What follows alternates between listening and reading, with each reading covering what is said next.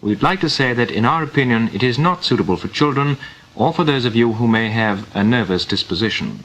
Hello, you bunch of snivelling degenerate, poovy, faggot-ridden, LSD-soaked, unwashed, filth-ridden, smelly-breathed, knobbly-kneed, half-baked, half-witted, stupid, effeminate, moronic, bog-brain loonies! I'm back off my holidays and I'm angry. Les, t-shirt. So I'm back off my holidays. Now, when I was in the UK, I did go to this Mickey Mouse basic studio. Bloody studio. My God, well, eventually you'll see it. So this is episode 17, but we've missed, no, 18, but we missed episode 17 because he was supposed to do episode 17. Got all the rushes, everything. He just had to string it together and he got sidetracked. And yeah, and I'm on the bloody cider again because I'm telling you, coming back from the UK, I am bloody angry. Today we're going to have a quick look at this Indian juglug Prime Minister that's in the UK. Don't say I'm racist, I'm not. This is not about colour. This is actually about him as basically brought up, how can I put it without being racist? Ah, fuck it. Cue titles and we'll get straight into it. Hey, we're the monkeys, and people say we monkey around, but we're too busy singing to put anybody down. We're just trying to be friendly. So today, Gary, we have a look at Rishi Sunak, the English Prime Minister that's Indian and he's a Hindu. Does it work for the British people? And does a multi-billionaire really get what England's about? Then we have a look at investment bankers. Oh no, that would be him. He worked for Goldman Sachs, but we'll look at that one later. We will look at food for thought this week, but food for thought is going to be different. It's actually going to be about some of the food and the shit they stick in our food that we think's good and it's not. And then finally, we have a look at nostalgic news. God knows what it is, but it's bound to be a corker. Stay tuned. Now, I've edited the next clip and I've watched it about 5 times. It looked like I'm a bit racist, but I showed it to my wife. You'll get what I mean in a minute. I showed it to my wife and she said it could come across as racist because the point I'm trying to get is, does he get into the English psyche of the everyday person? And she said maybe it's more because he's a billionaire. He was working for Goldman Sachs, oh my God, hedge fund, you know, he's just another fucking pen pusher, never got his hands dirty, that's made a lot of money on the back of other people down there working for a living. So mate, please don't confuse it as a piece of racism because I mentioned he's a Hindu. I'm just saying, is he the right man for the job? Does he understand the ordinary working class people? I should have done that in food for thought. Hey Les, so I'm going to run it, but before I do, I'm just going to show you a few clips of him and what other people think of him. Now, there is one clip where this is now true, he actually had a credit card or a card in his hand, a drink in the other. You'll see it in one of the clips. It wasn't actually his card. He borrowed it from a guy who he borrowed a car from to look like he was filling up petrol in another news clip, you know, to make him look like an ordinary person, which he's not. He's no way fucking ever been ordinary, not from his background. Do your research. So anyway, he goes into the shop and he picks the item up, or he has the item in his hand, and he goes to give him the card. And then the lady or guy says, I need to scan the item first. He didn't even know. I bet he's never bought anything in his fucking life because he doesn't need to. Anyway, Les, run them clips. And he's got a new Betamax VCR. Go on, get on with it, mate. Go, go, go, go, go. Hang on. I'll say it. Oh, just like that. The Prime Minister would not tolerate raw sewage in his private swimming pool, so why is he happy to treat the British countryside as an open sewer? Did you know India has the most polluted river in the world? People to know that the government is on their side during what we know is a challenging time. We're helping where we can. We inherited a bunch of formulas from the Labour Party that shoved all the funding into deprived urban areas, and that needed to be undone. I started the work of undoing that. There is a risk that some in our country might be set so far back they might never recover.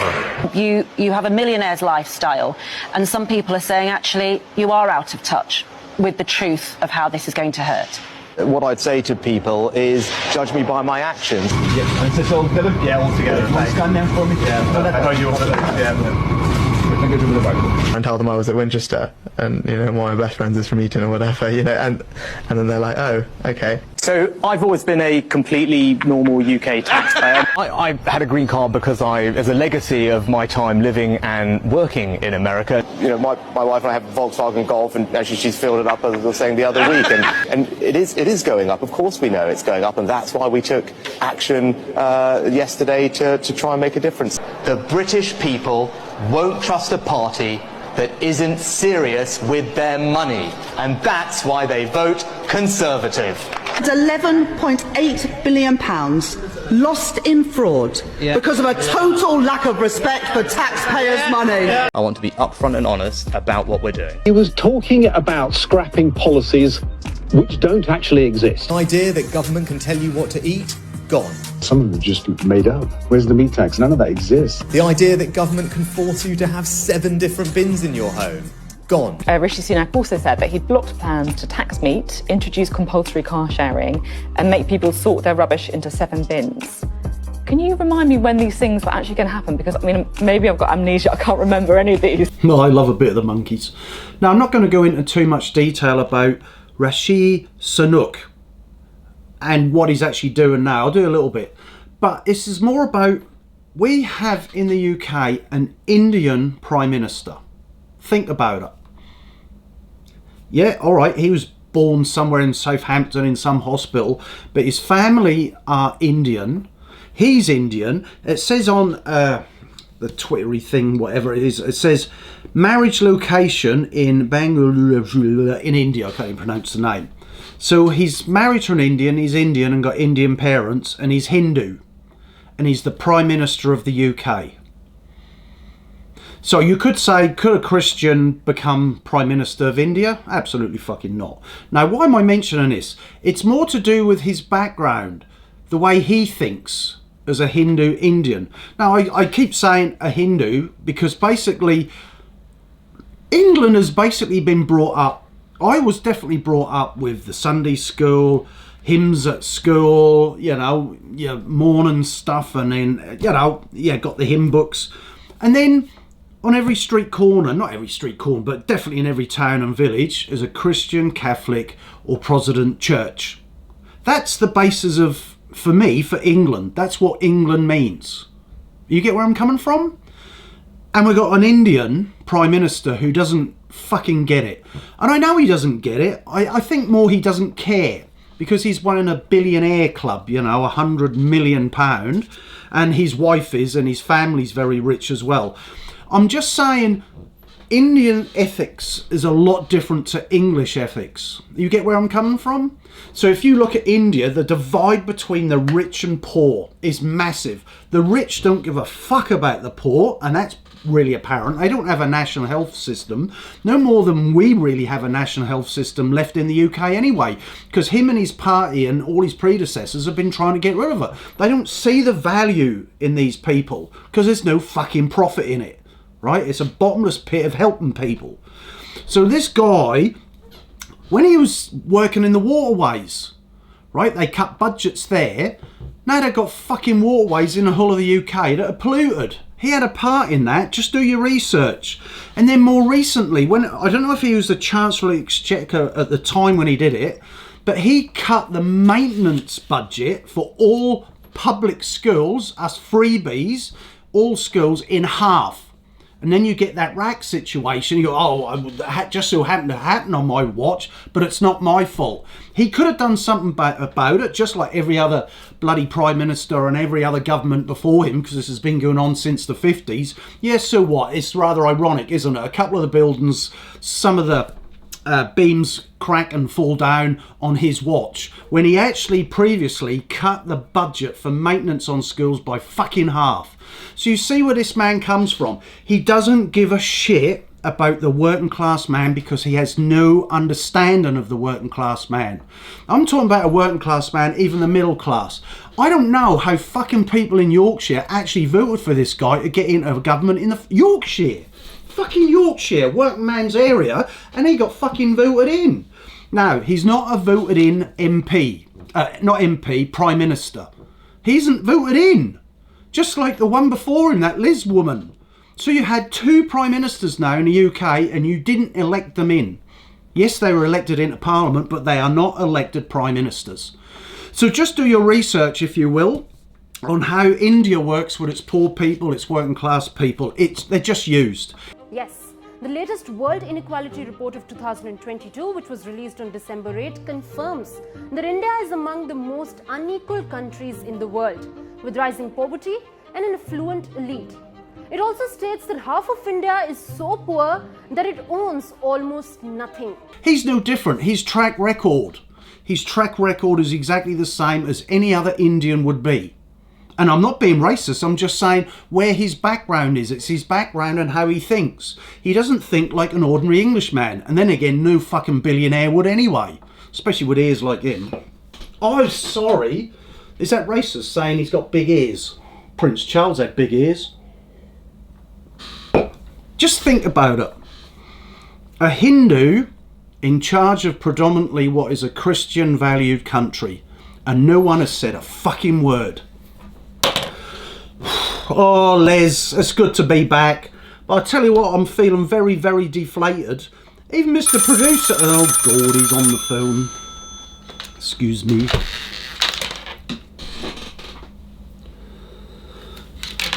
It's starting to look a little bit like the one round Steve's. Anyway, that's it. Let's have a look at nostalgic news. Hope it's not big lugs.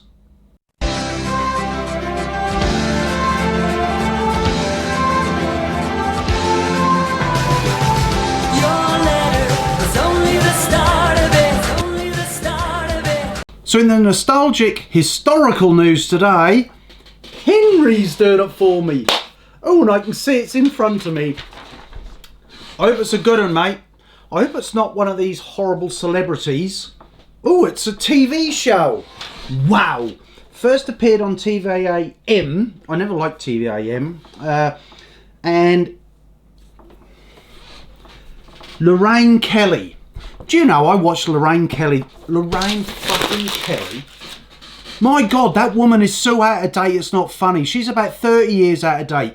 Oh my God, that woman makes me fucking cringe. And then this new thing with Russell Brand. Let's have a quick look at the clip of Russell Brand and then her being disgusted later on. I can't find the clip, they've got rid of that off YouTube. But she actually was disgusted later on, 13 or 14 years later, that he basically groped her, he grabbed her thigh on Graham Norton's show. Have a look. No, I'm glad you did it, actually, because during that... You're wearing suspenders. Jesus.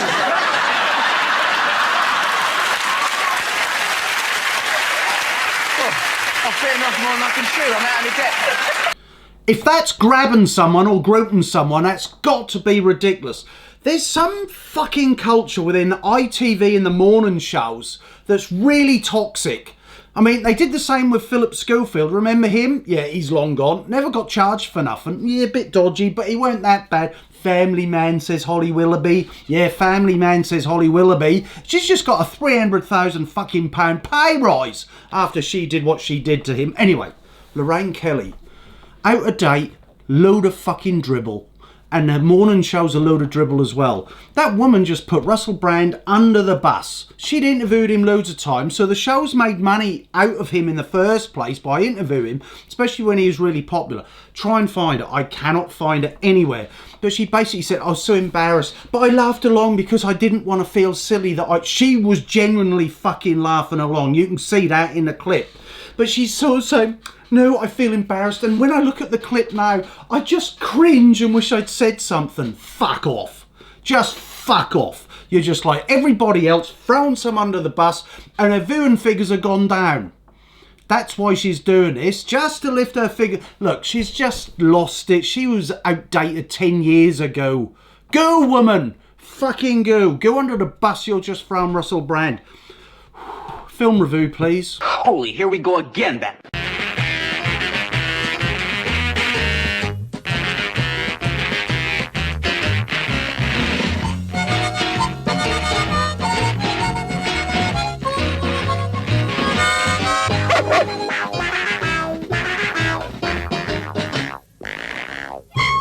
Why am I wearing this fez? It's a Madness fez.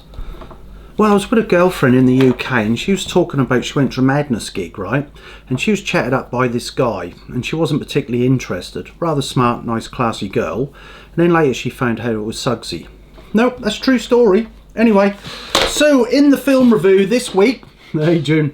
So in the film review this week, folks, I'm not doing this one again, Les. No, I'm going to carry on. It's called The Bank of Dave. Give it a look. It's a really good film. I watched it on the airplane over to San Francisco. Not that I'm name dropping, Les. Breathe in, I know. I'm still trying to recover from the trip.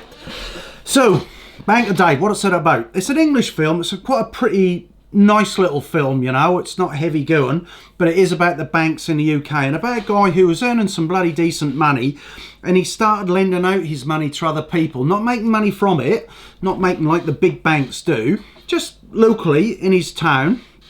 Do your research, as I say. Anyway, short and tall of it is, people were hearing about it and said, you're just loan sharking and you need to make it legal. And he went to look into making it a bank, a proper bank. The banks went against him. Did you know they hadn't until he decided to try, I'm not giving away the ending, there hadn't been a new bank for 150 years in the UK. That's how fucking tied up and how squeezed our nuts are when it comes to our money. 150 years hadn't been a new bank. Anyway, trying to get a bank together. He was going to do it as a non-profit bank. Yeah, the other banks are going to like that. A non-profit bank, Les. What a fucking joke.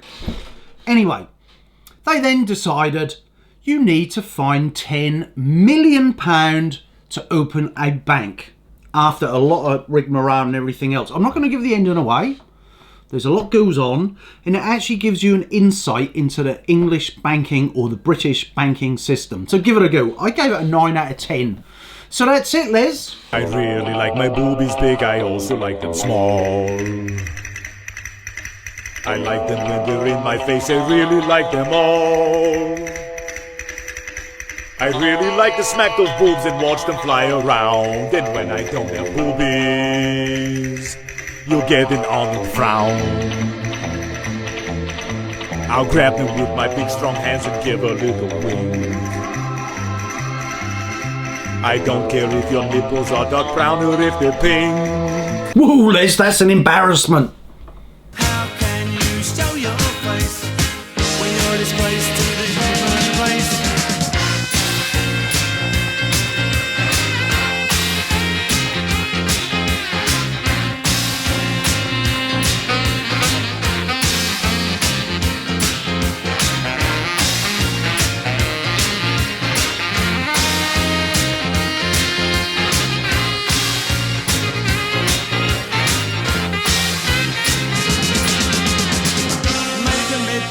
You're an embarrassment. Yes, an embarrassment, a living endorsement.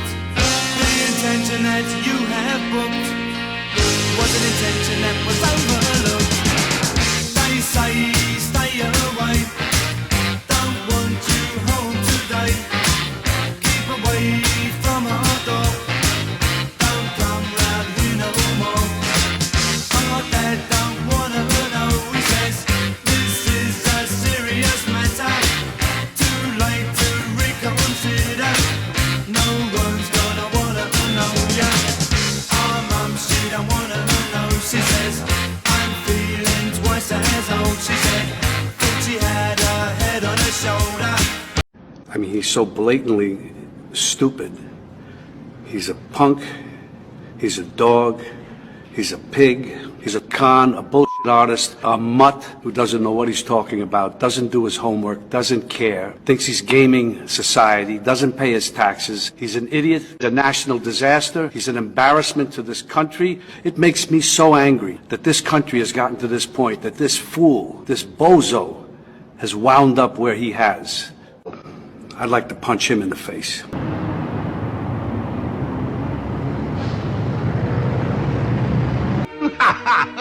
Oh, God, blimey.